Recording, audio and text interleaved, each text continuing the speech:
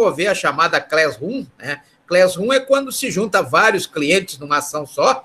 Aqui no Brasil, não. Aqui cada cliente é uma ação, né? Cada cliente é uma petição, né? Lá não, lá ele pode juntar vários. Aí, como faz o Ministério Público, por exemplo, com base naquela lei 7.347 de 85, né? A lei 7.347 de 85, ela trata da ação civil pública, né? Onde o Ministério Público tutela os interesses individuais homogêneos, os interesses coletivos ou os interesses difusos, né? Aqueles interesses conforme prevê o artigo 81 da Lei 8.078 de 90. O que é o artigo 81 da Lei 8.078 de 90, que é o Código de Defesa do Consumidor? Exatamente os interesses coletivos, no sentido genérico, né?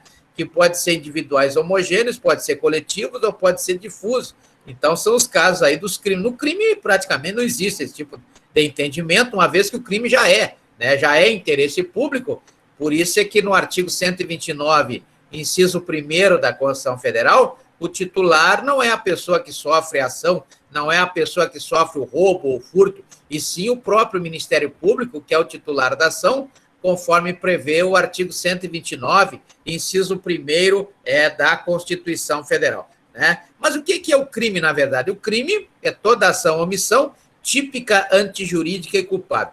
Para que tenhamos uma ação ou omissão típica, antijurídica e culpável, temos que ter aí, primeiro, uma lesão a um bem jurídico. O que é um bem jurídico?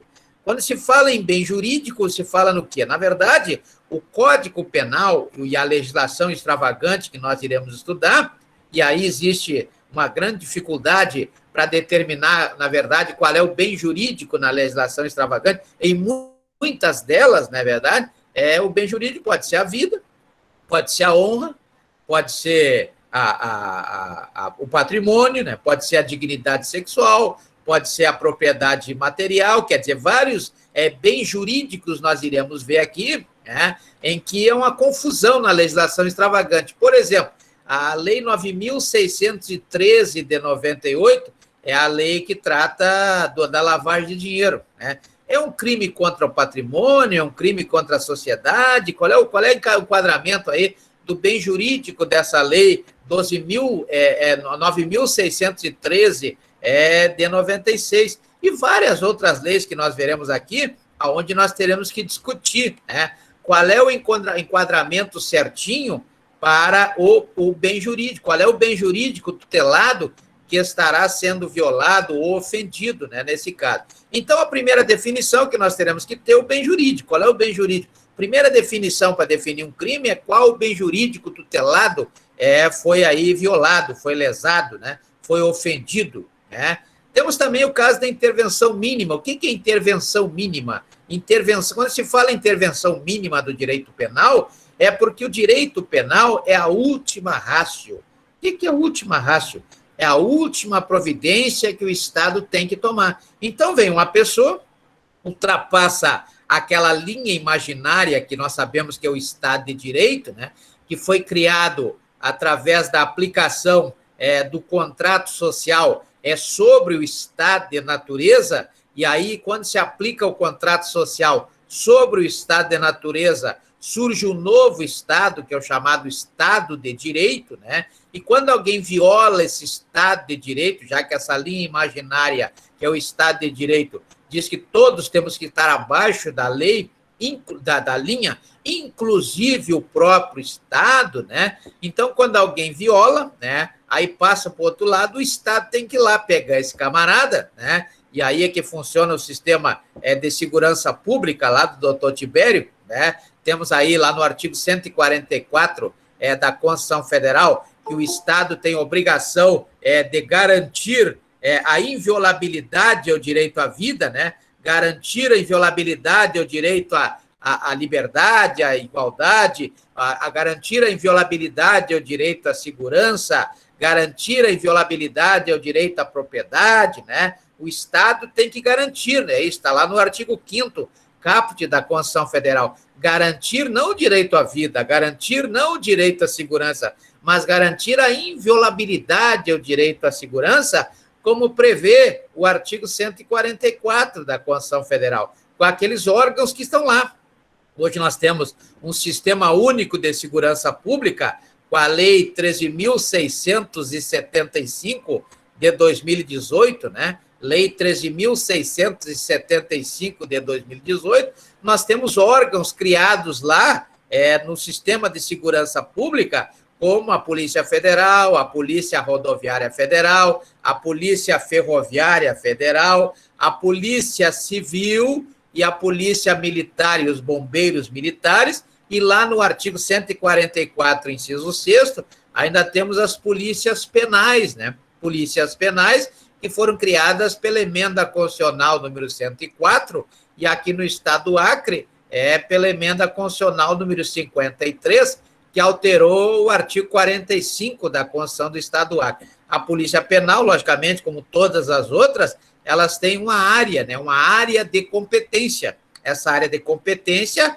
quem determina é a União, porque toda legislação penal é competência privativa da União, né? Está lá no artigo 22, inciso 1º da Constituição Federal. Artigo 22, inciso 1º da Constituição Federal, nós temos aí a competência privativa da União para legislar em direito penal. Como a segurança pública, são os órgãos encarregados de manter ou garantir a inviolabilidade, a segurança, então temos aí a competência privativa da União. Embora, né, existam alguns tipos de temas, como nós veremos depois, nas legislações extravagantes, que podem ser conferidos aí aos 3 entes federativos, conforme prevê o artigo 23 da Constituição Federal, quando fala em competência comum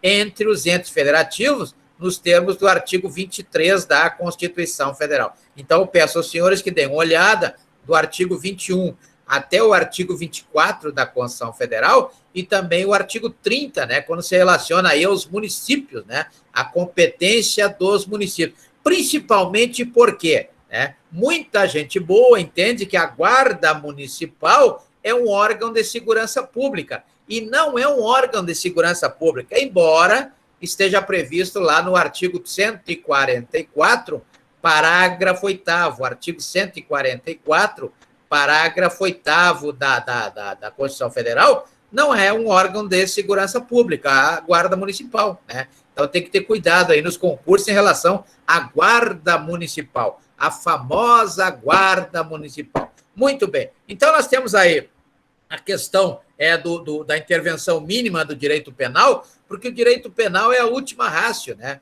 Passa por todos os outros direitos para depois chegar em último lugar, aquele que ultrapassou a linha imaginária, né? O Estado tem que ir lá e julgá-lo e condená-lo, e se condená-lo, aplicá-lo se ele for imputável,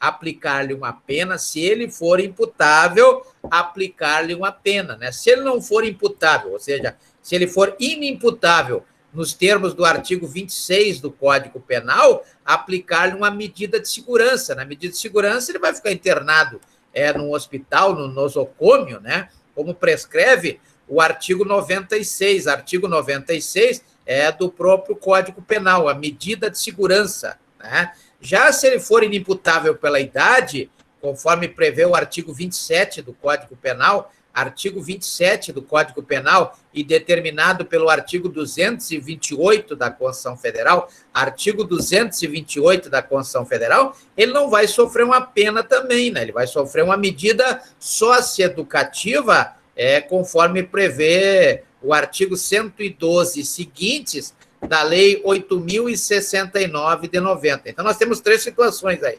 Os imputáveis, que vão sofrer pena lá do artigo 32 do Código Penal, artigo 32 do Código Penal, os inimputáveis por desenvolvimento incompleto do artigo 26 do Código Penal, né, que vão sofrer medida de segurança lá do artigo 96 do próprio Código Penal, e o terceiro também inimputável é aquele menor de idade, lá do artigo 228 da Constituição Federal, e também previsto no artigo 27